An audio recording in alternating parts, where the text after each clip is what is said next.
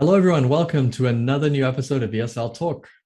We hope you've had the chance to listen to last week's episode on building connections, which was a great way to set the tone to our season. Don't you think so, Daniel?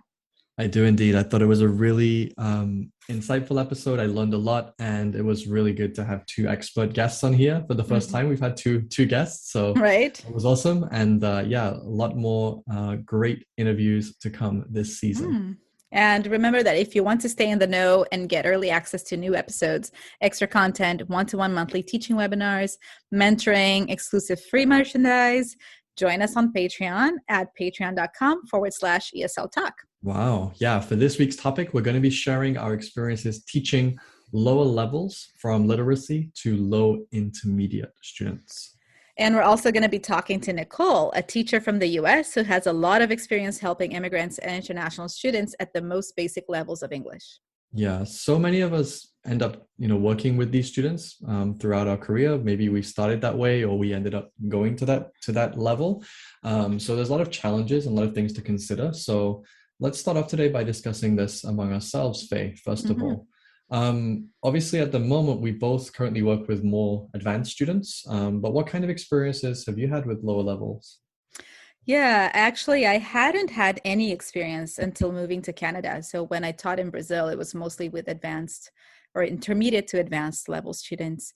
And it was funny because during my TESOL certificate program, we had to do our practical teaching lessons, right? The practicum part and observed lessons. And the lesson was to immigrants Mhm. mostly, and they were mostly elderly ladies from China and Korea.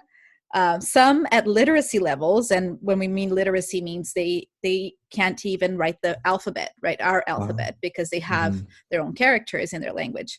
And some of them were like they could carry a basic conversation, but I found that quite challenging because it was totally out of my comfort zone. But I love a challenge, and I did my best. And then I ended up getting hired by the same school where I took the certificate program, and they put me straight into elementary level because I did well during my course. And I kind of got, I wouldn't say stuck there, but I ended up being there for about 6 months because Mhm. students liked my classes. But I'm not a huge fan of lower levels because I find that they're really difficult. For Mhm. me, they take on it takes a lot of energy Do you to, mean mentally?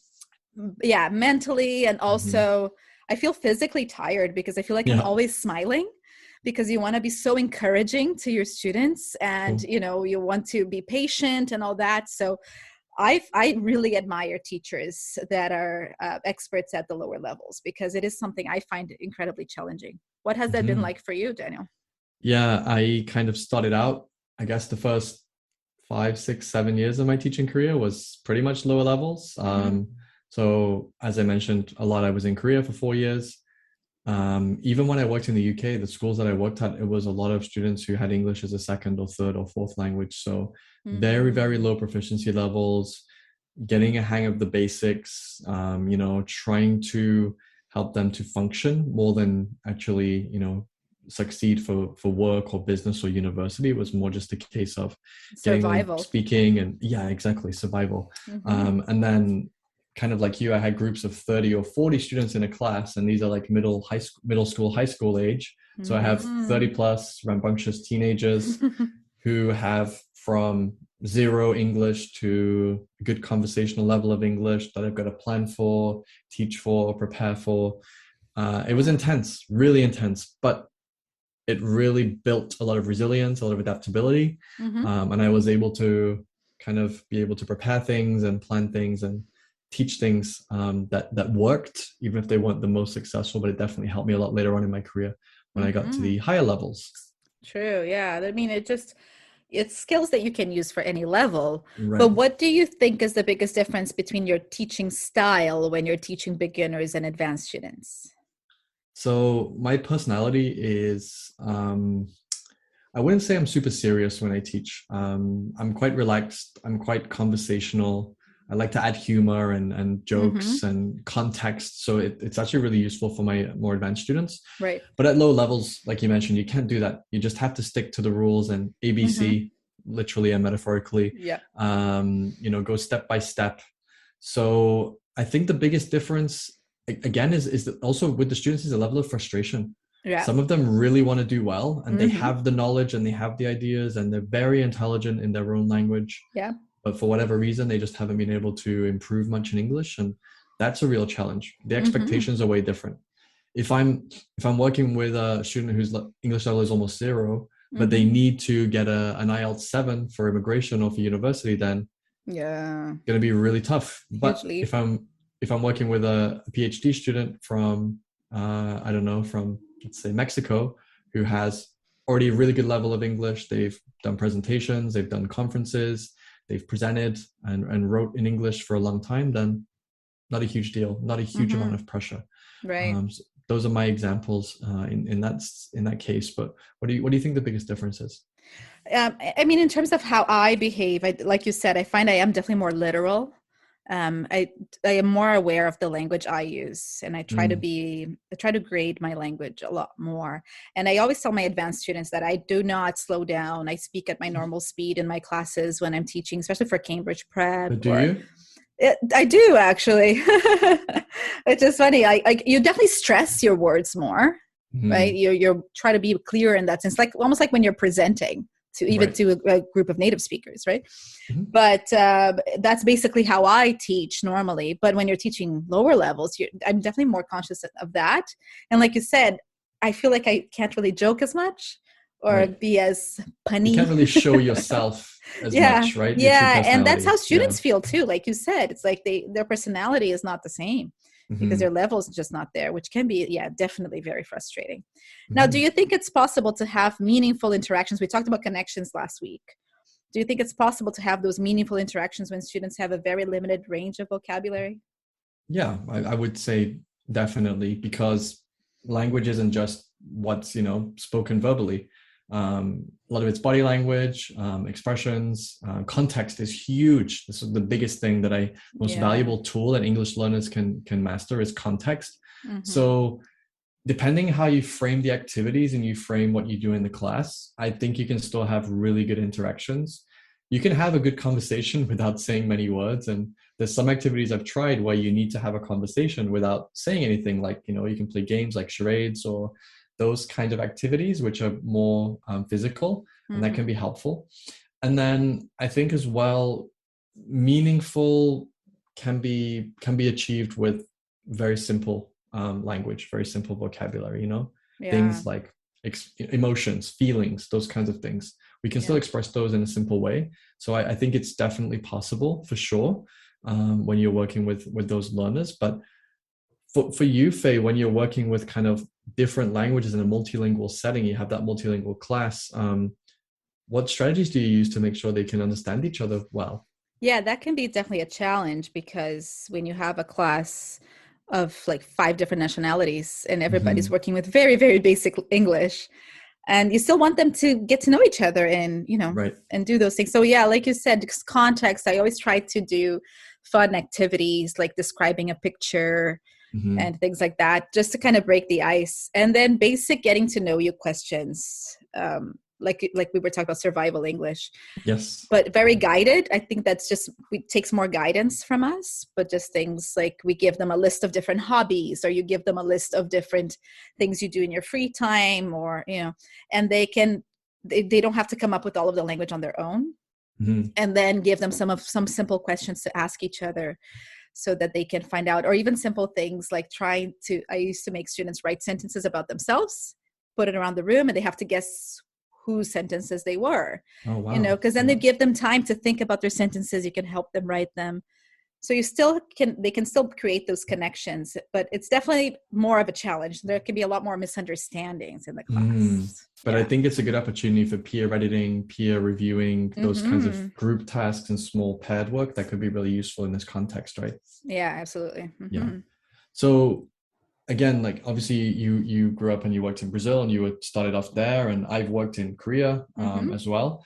So this was always a big challenge for me. I don't know what it Yeah. was for you. How did you make sure students didn't use their first language all the time when they're in a class? It's funny. I always remember this one of the first groups I taught, and they were intermediate level in Brazil, but they were so used to speaking Portuguese to each other. A lot of them were friends outside the class, and they would always try to speak English to me, Portuguese, and speak Portuguese to me as well. And I actually brought in candy one day, and I gave each student 3 pieces of candy. These were adults. And I told them that every time they said anything in Portuguese, they would lose a candy. Wow. And the first class, there were like 2 or 3 of them that had no candy by the end of it. And it was funny because the other students would like make fun of them and tease them a bit. And then over time, after a couple of classes, I didn't even need the candy anymore, because they just stopped using Portuguese and they realized they didn't need it. So I find that sometimes we have to get a bit creative in our strategies, because just telling them not to use it or punishing them when they do is not going to cut it. So I think just kind of making something like funny like that, or a fun activity, or doing like a point system or star system if they're kids, right? And stuff like that, because obviously they're going to try, because it's going to be easier for them. Have you done something similar before? Yeah, I did, because obviously I was in Korea. I was in a class was all Korean students, Korean co-teacher who was translating for me. So wow, it was really difficult. Again, like you, I had my carrot, well, candy, not a carrot, but you know what I mean? I had that there. And then again, I used that as, okay, and again, every class had a class president or like a class leader, and they would police the class for me. So I'd say to that one student, all right, I have Faye, I have this box here. Everyone can pick something out of here, provided that I don't hear any Korean in the class, like except for when it's necessary, right? Or if I hear a really good answer. So I was trying to encourage them that way, because no one wants to lose out, or no one wants to be the student that messes it up for everyone else. So a little bit brutal, but it worked. And it got results. And when you show them the value of how it can help and model it, I think that really helps as well. So I think it's just making them see, right, the difference it makes once they don't use their mother language, right? And then and sometimes that's what it takes. And the biggest thing that, you know, the most common thing I hear from students is I keep thinking in my first language. That's the barrier. Well, if you start to try using only English and thinking only in English, then that will help you hopefully improve very quickly to a very high level. All right, so we're now going to hear from our special guest today, Nicole. She's going to share with us her secrets and her tips for teaching lower level students.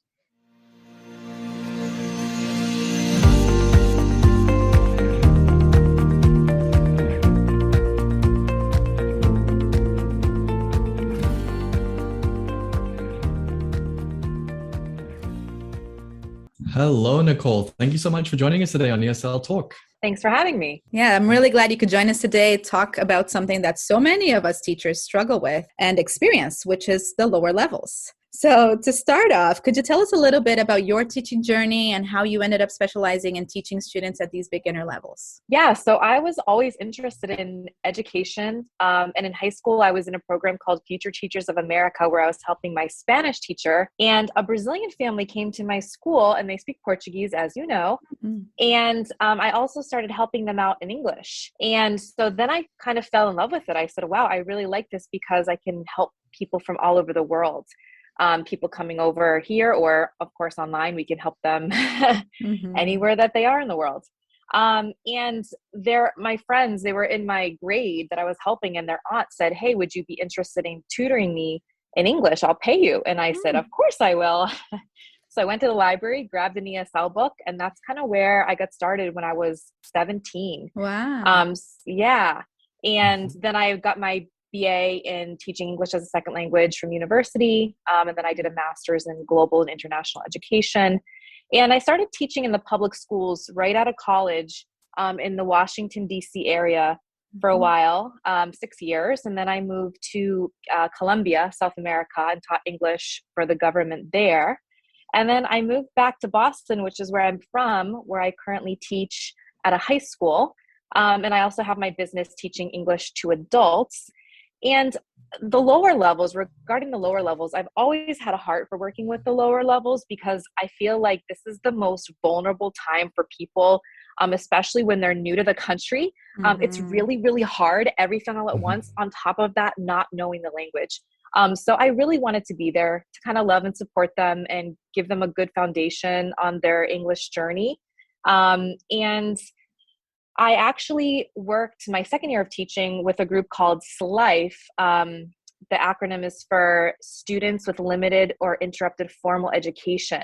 And we have a lot of students from Central America and even Brazil that I worked with that had interruptions in education for whatever reason: violence in their country, gang activity, political conflict, poverty, the idea that girls, didn't really need to go to school after a certain age because they, would be more useful at home. So things like that. And they were really far below their peers, especially in literacy in their first language. And that really created a barrier for transfer to the L2, the second to English. And so I worked with them for about 5 years. Wow. I actually did my master's thesis on these group of students because not only are they level 1, they have gaps in literacy. So then I've just really made that my niche, just to be with the beginning. Of course, I love all my students, but I have most of my career been with the lower level students. Yeah, lots of great experience in it. Great. For sure. Yeah, I think a lot of teachers actually seem a little intimidated by the lower levels because they're kind of like, well, what do I teach? What do I do? How do you overcome the language barrier when you're teaching students who have very little or maybe even zero in terms of their English ability? Yeah, so I've taught, especially when I was in Washington, D.C. area, people from all over the world. And I love to do icebreakers with my students, and they can be nonverbal. Especially before COVID, I did this game called The Human Knot, where they'd all have to hold hands and then become like untangled and make actually a circle without letting go of any of their hands. And things like that, even though they couldn't really speak to each other, they're like pointing, like you go under, like you step over, like turn around. It kind of just like loosened up the tension a little bit.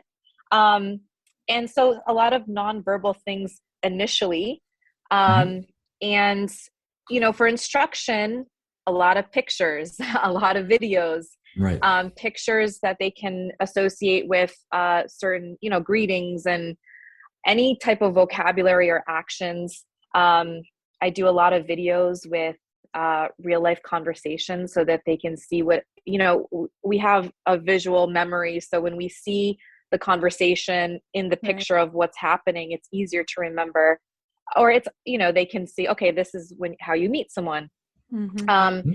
I like to use a lot of realia objects, show and tell kind of stuff, TPR, total physical response, get up, sit down, different commands. And of course, a lot of modeling. Even students of all ages need to see what they're expected to do. So I do a lot of modeling with conversations or actions. And of course, we have the translation tool. I try to use that as kind of a last resort. I do speak Spanish and Portuguese. And right now, I really only have those two groups where I teach. But I think speaking the language helps students feel more connected to me. So even for teachers, they don't need to, learn the complete language, but just learning a phrase or two in the student's language helps them feel like, oh, you care about me, like you are interested in my culture. That really speaks volumes to them, showing that you want to connect with your students. So I would say that for teachers. Yeah, that's so true. Phrase or two. We talked about that last episode too, about creating those connections and how important that might be. Now, you seem to have a lot of creative ways for your instructions and like types of activities. Now, when it comes to dealing with those students that can be really frustrated because they can't quite get their ideas across, or they can't really get or have that same ability they have in their own language, how do you deal with that frustration? What are some creative ways teachers can deal with that? Yeah, this is a really hard question, and most of my career I've worked with mostly Spanish or Portuguese speakers, but once in a while I'd get one, maybe two students that spoke a completely different language. And we tried to do our best. My kids, my students did their best to try to include them.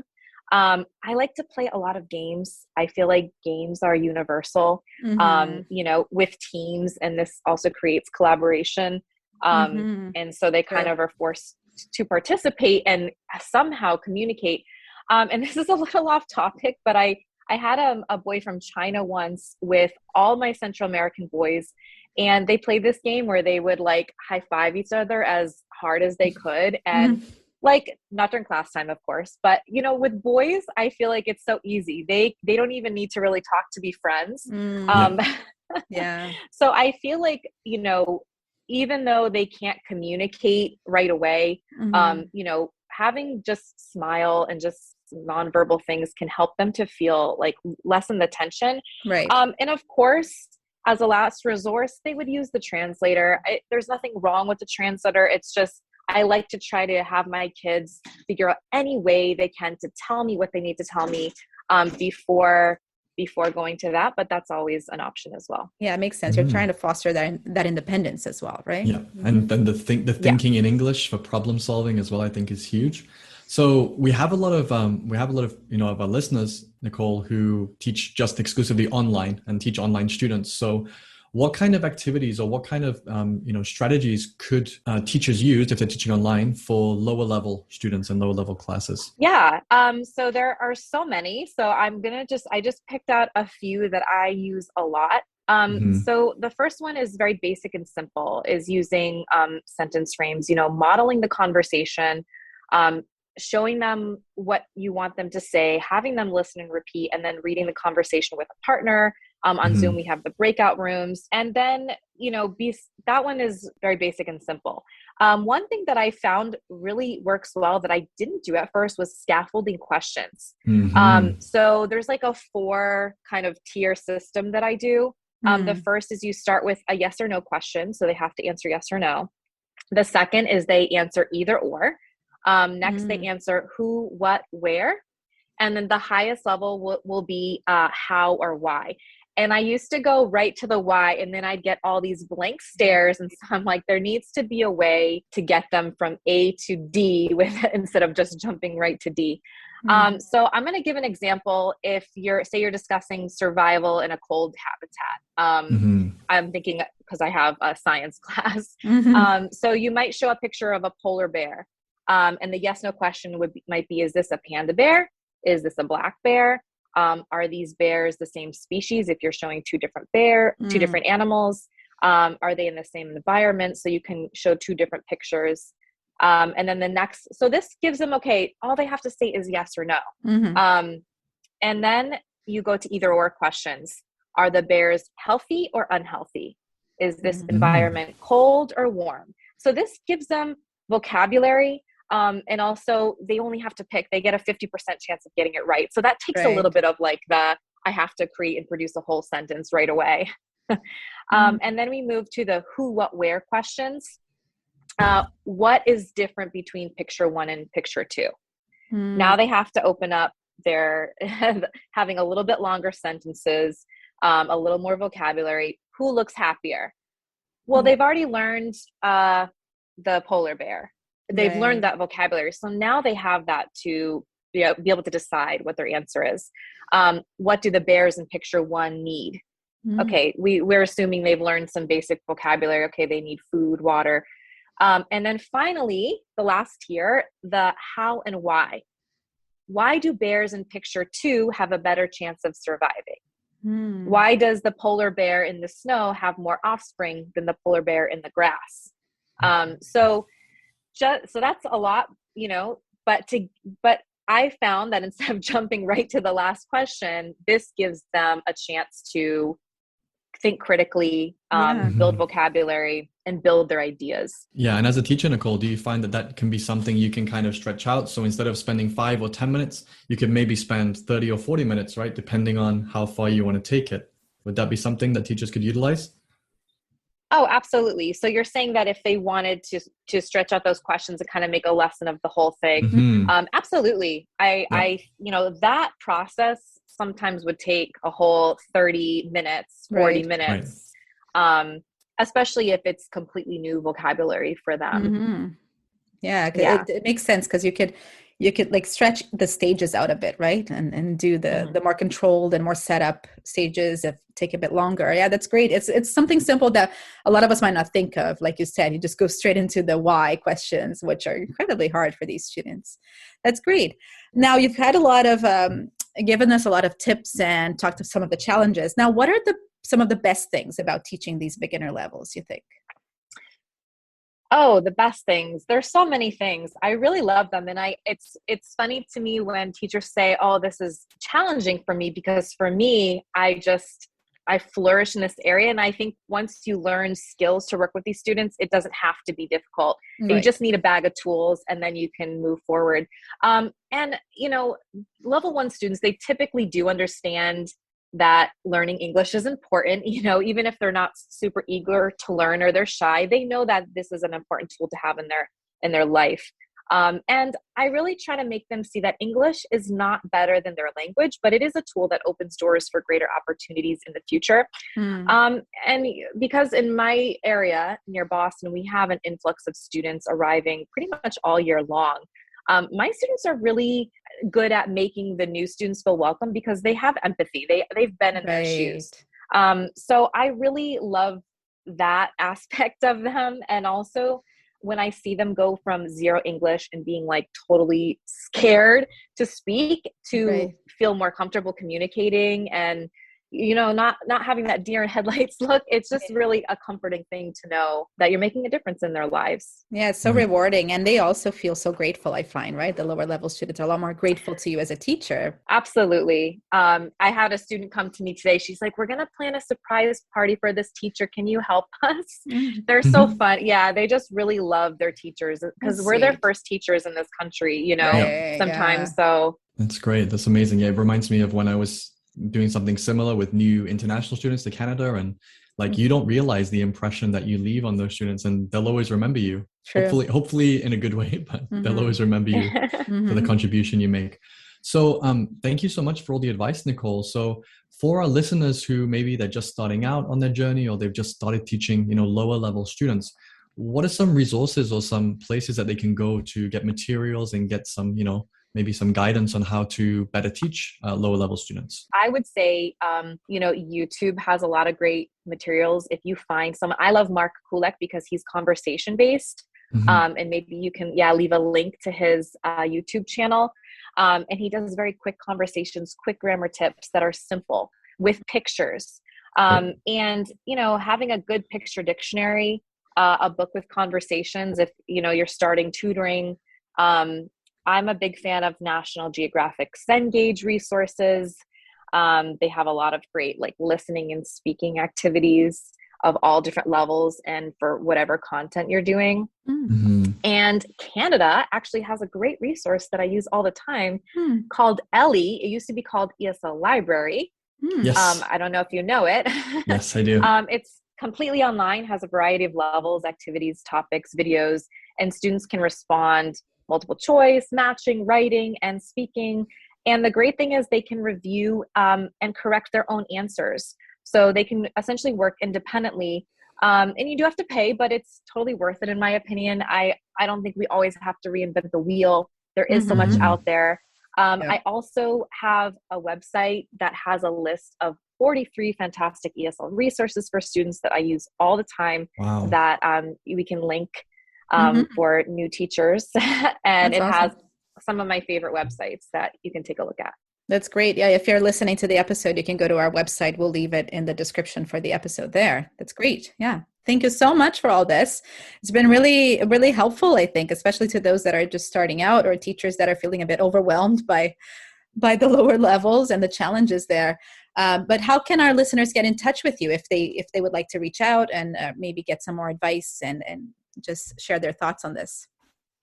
Sure. The best way to find me is on Instagram at teachernicole_English, where I'm posting daily content for students, mostly for adults, but it can be for all levels. And I'm pretty quick to respond to messages. So you can just feel free to send me a DM and I will get back to you as soon as I can. Sounds Wonderful. great. Mhm. Amazing. Yeah. Thank you so much for joining us today. We really appreciate it. And I'm sure our listeners will get a lot out of this and be much better prepared, I hope, for teaching lower level students. Yeah, thanks for having me. And I wish everyone luck on their journeys with newbie ESL students. Great. Thank you.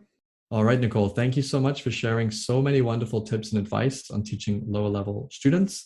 I really think this is going to help a lot of our teachers to work with a wider range of students. Yes, some really useful pointers there indeed. And don't forget, you can get in touch with us on Instagram at ESL Talk Podcast. And you can also send us an email to esltalkpodcast@gmail.com. Or now you can visit our website to access all of our previous episodes from seasons 1, 2, and 3 for free. Just go to esl-talk.com. And you can find us individually on Instagram. Find me at Learning with Faye. Faye is Fey. Or I'm Daniel Teacher. Thanks again for listening, guys. See you next time.